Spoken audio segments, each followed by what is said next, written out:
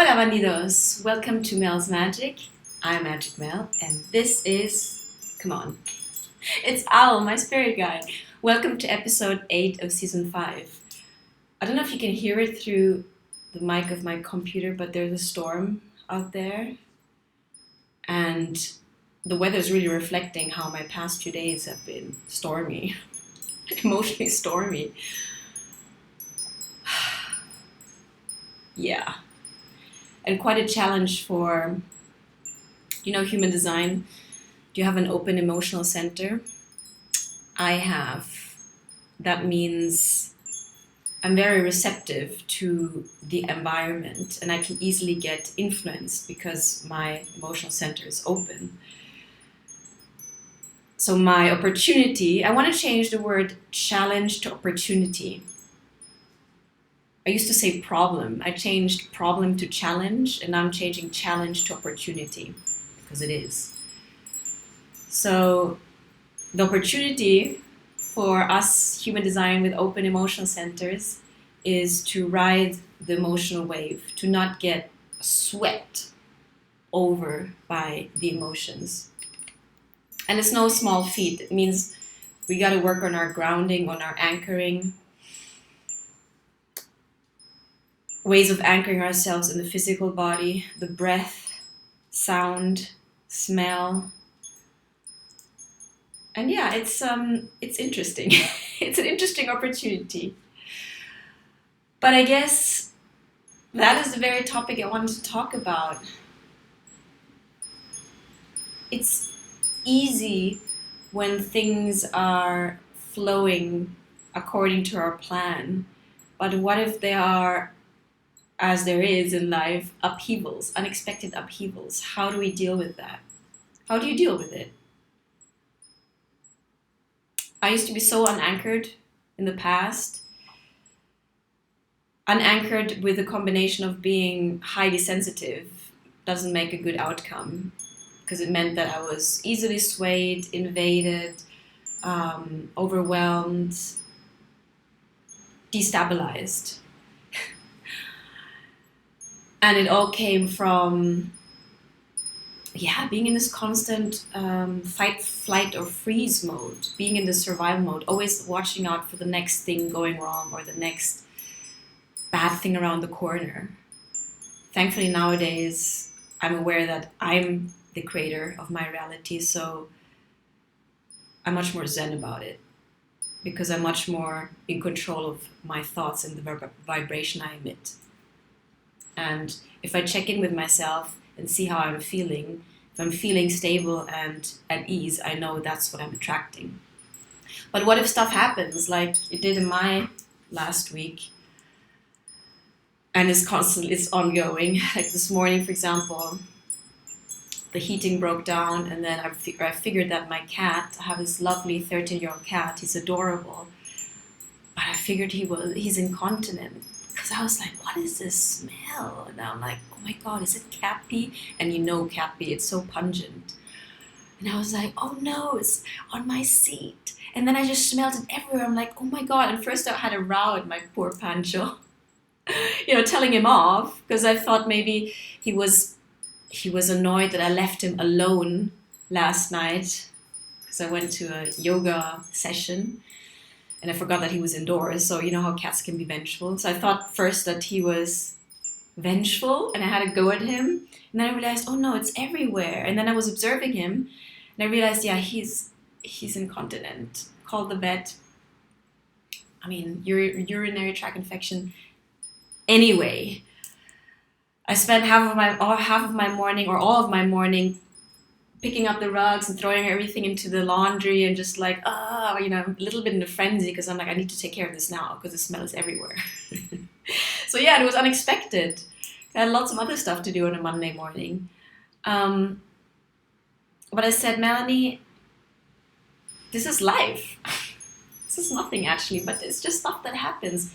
What matters is how do you deal with it? That's the important thing. That's the opportunity. That's where we see if we've grown. And I checked in with myself, which is the first step, checking in with yourself. How are you feeling? How is your breathing? Shallow breathing, hyperventilating only makes us more anxious. Deep belly breathing calms down. Is it the parasympathetic nervous system? Don't quote me on this, I'm going to look it up later. But basically, it calms our nervous system. It's incredible what our breath can do. Absolutely incredible. So I checked in with my breath. I checked in with how I was feeling. I noticed that I was anxious because I care for my cat, because I had to lock him out, because he was starting to get stressed, because he usually wants to be inside and didn't know what was going on. But instead of judging myself, which I would have done in the past, I said, okay, it's okay. You feel anxious. It's normal, given the situation. So I allowed for that anxious feeling to be there. I didn't judge it or reject it or deny it. And then I checked in with my breathing. And I kind of went in and I told myself, Melanie, bigger picture.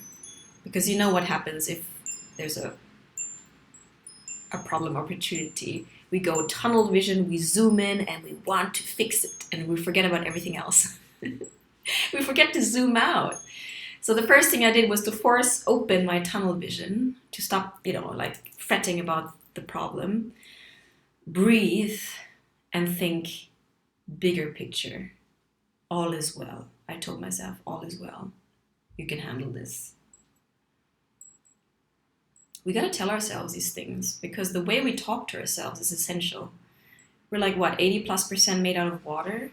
And if you know cymatics and all of these scientific studies that show how water is this incredible medium, how it reacts towards vibrations sent towards it. By vibration, I mean including our voice. So if you speak words, loving words, or you speak hateful words, the water molecules either unite in a beautiful mandala shape, like snow crystal, or deform and distort because of the hateful vibration. So can you do the math? If we're 80% water, imagine what happens to our cells if we talk to ourselves in a negative way. And I used to do that without being aware of it. And it made me sick, made me depressed, made me feel guilty all the time, made me feel small, made me incompetent. Because I kept on listening to the critic in me that was beating me down for every perceived internally perceived fault. So what I do nowadays is really remind myself, everything is okay, you can handle this. And anchor yourself in your breath. And we got to find these tools, we got to find these anchors. Because again, it's not when everything's going smooth that we need to bring out our first aid kit, spiritual first aid kit. It's when stuff goes down. How do you respond then? How do we take care of ourselves? How do we self-soothe? It's a big thing also.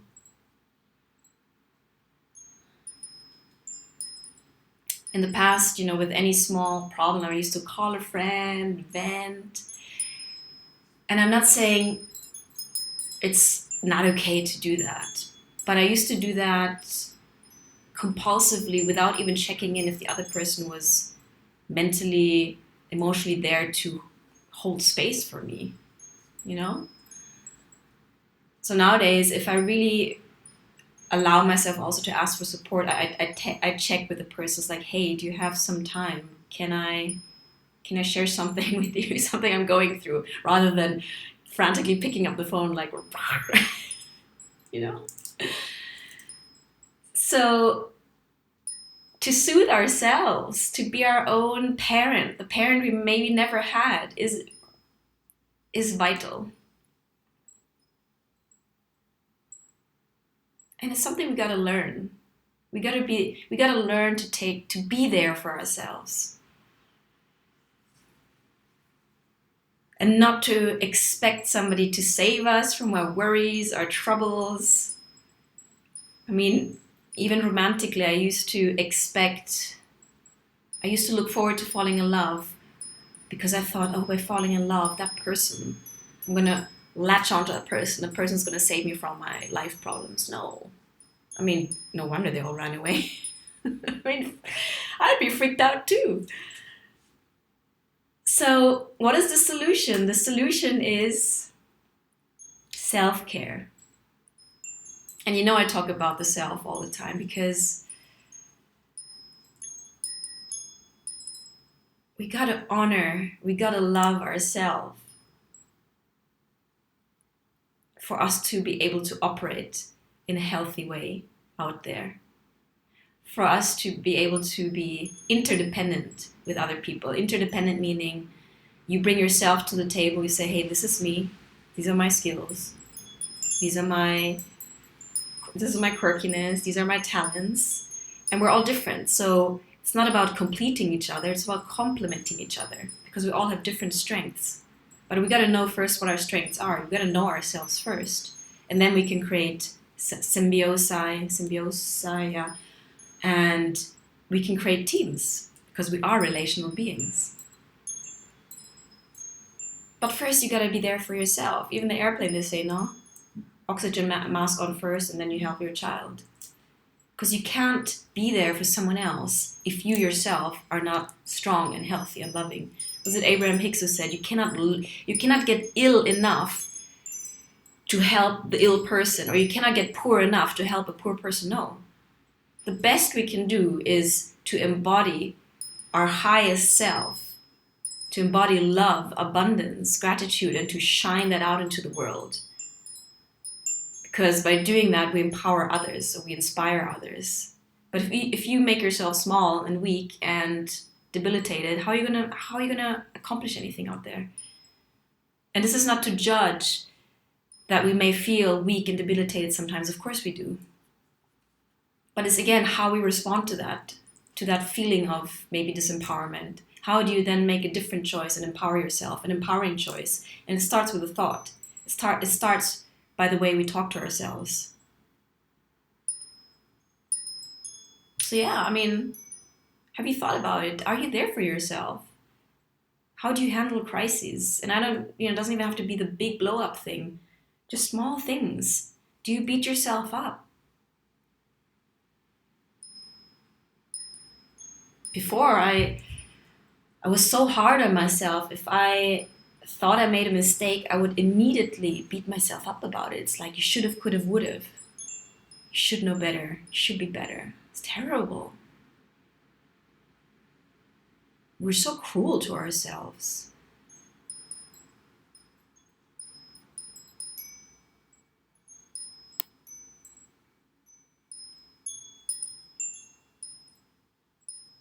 So to find the tools to self-soothe, there's so many. Thankfully, we live in an age where healing is the zeitgeist. Coming back into wholeness is the zeitgeist, and so many people are waking up, and so many people are bringing their gifts out and sharing their gifts.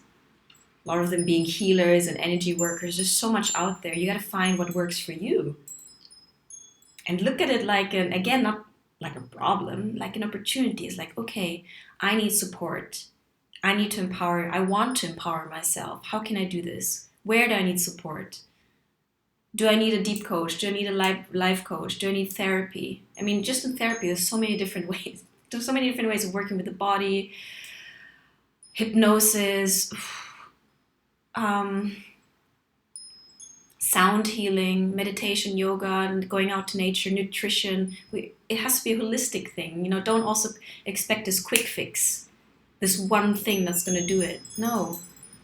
We got to also build these tools into our lifestyle, into routines.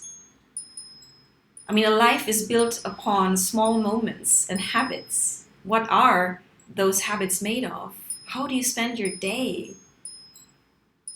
Does the way you spend your day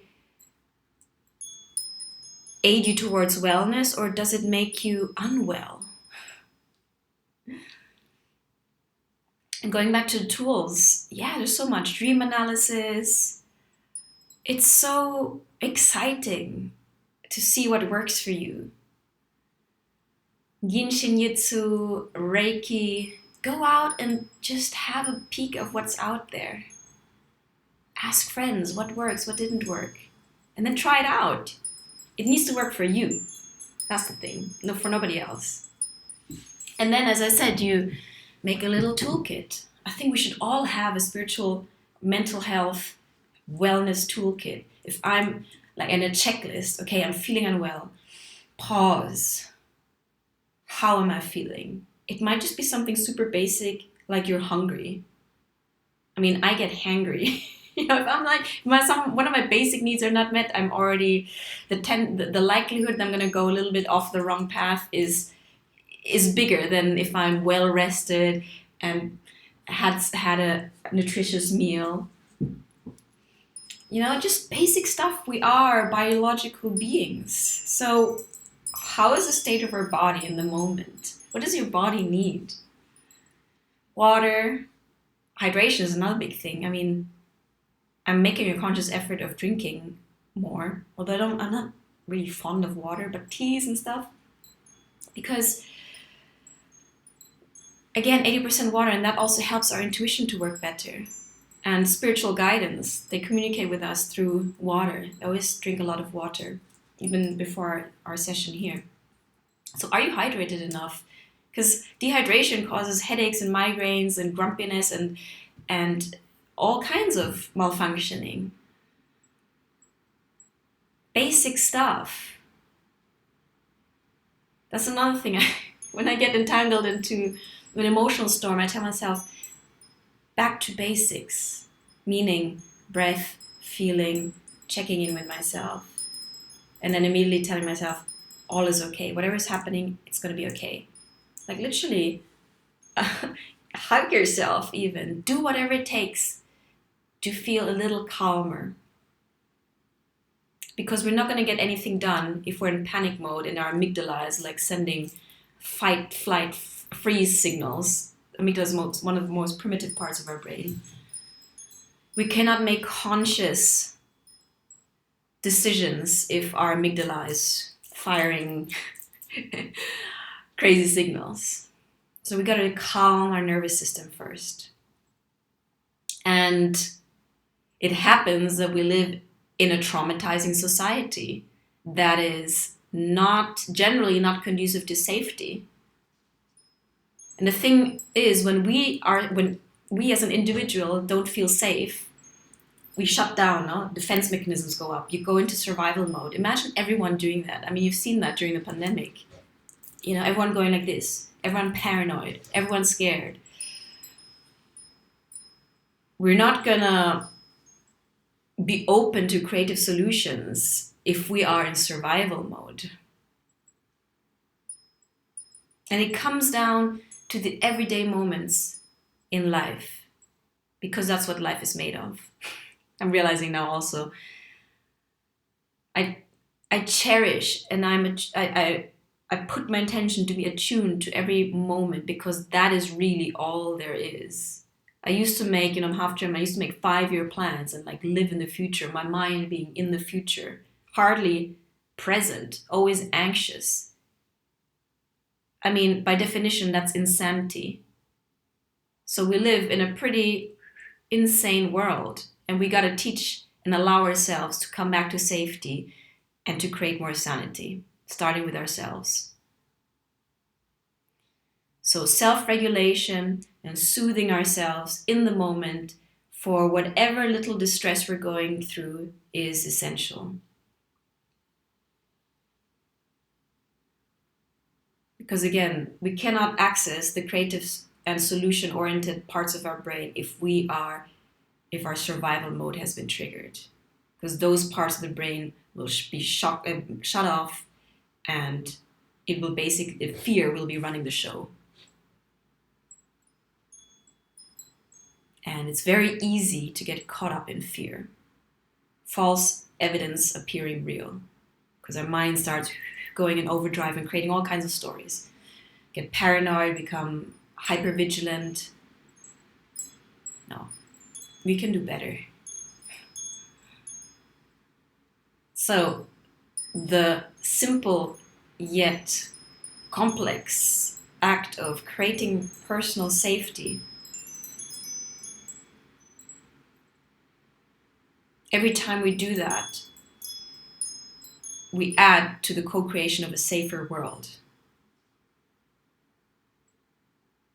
We will not create a safer world by pushing against and fighting against, because pushing and fighting against stuff creates more resistance, and you're still feeding the energy towards that. So it still gets bigger. We live in a universe of law of attraction. Where attention goes, energy flows. So we need this complete paradigm shift and nurture our preferences, our heart's desires, not our egos, because that's just ephemeral stuff, but our true heart's desires. We need to make space for our heart to be able to speak to us. Create silence, create a sense of calm, listen. Otherwise, we're not going to be receptive. And we're not going to be in the right state of being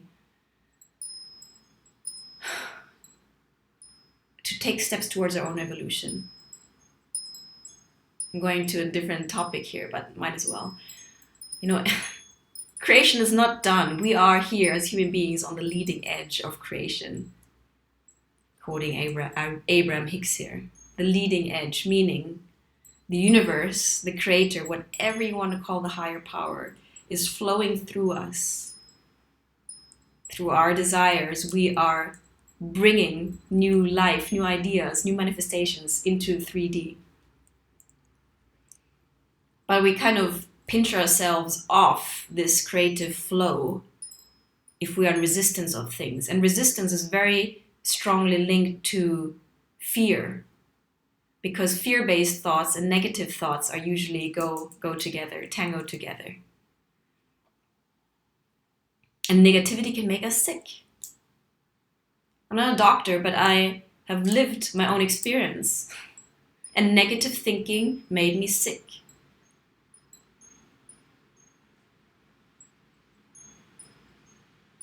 So we gotta catch ourselves, we gotta soothe ourselves, we gotta slow down.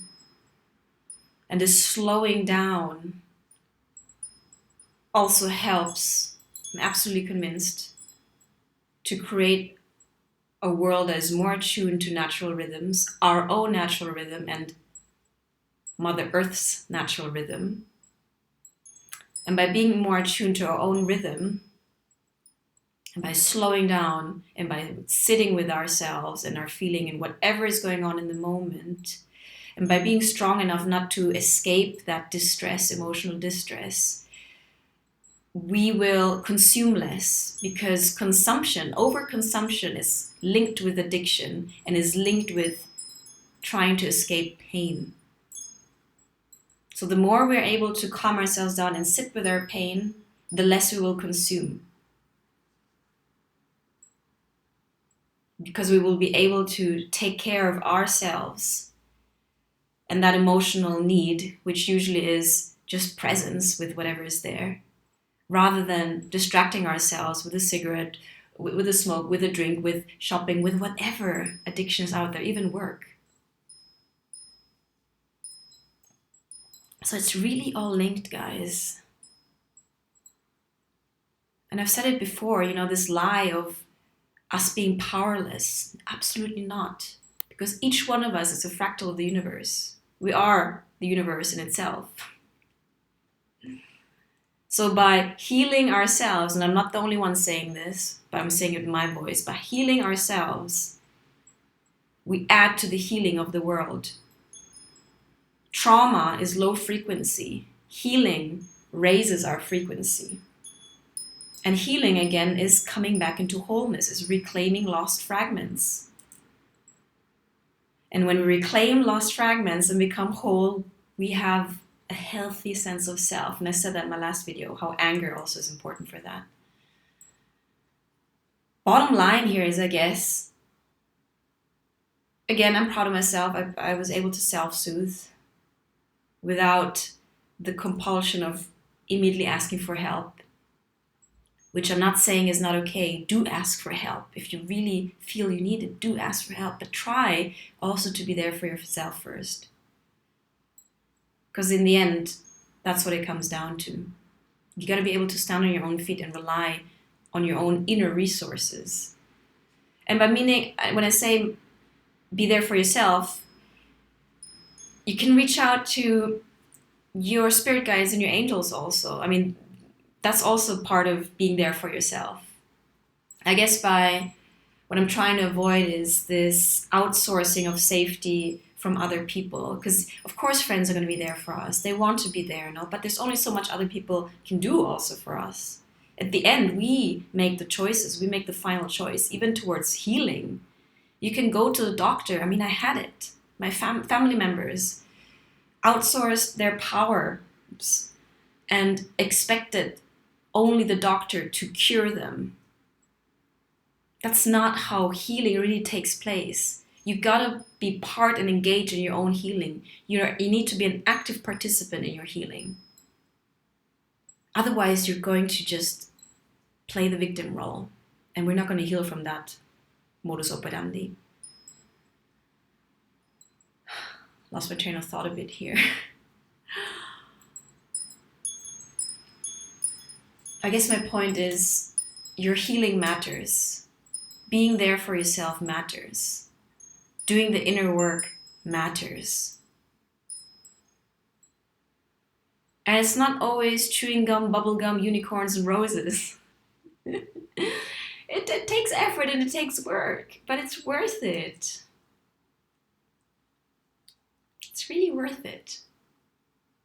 And when you are persistent enough and consistent enough and courageous enough and patient enough with yourself, you will see the progress.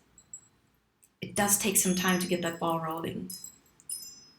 I mean, it took time for these negative habits and thought constructs and beliefs to take root in you, know? Probably a few years at least. So we can't just totally 180 degrees flip the switch in a day. Like, come on, guys. Let's not be so, what's this, instant gratification? Let's have some patience. Vale? I guess I'm going to leave it at that. It's getting a little bit dark here. And I just wanted to bring that message across. Stay consistent. Have patience with yourself. Be there for yourself. Ask yourself, what do I need? Treat yourself like the valuable creature that you are. Yeah? Extend some love to yourself. We tend to rather rescue other people than rescue ourselves. We're also worthy of our own love and care and time and attention. Okay? Bueno. Leave it here. Do you like my haircut? I cut it on my own. I'm happy to have shared this with you. I hope something resonates. Let me know. You can subscribe to my channel. I've got like 90 plus videos floating out there on the internet ether. Hit the like button if you feel like it. And hey, if you want to contribute to Mel's Magic Universe, there's a donate button also. I'm super appreciative of anything that comes back. Okay? But my mission is to put this out there. And if something resonates with even just one person, then I've done my job. Okay? Let's stay grounded. Find anchors. Use the breath to center and to be here right now in this most precious moment. Yeah? Infinite love and gratitude. Al and I have got your back. And remember, we are warriors of love. We don't give up.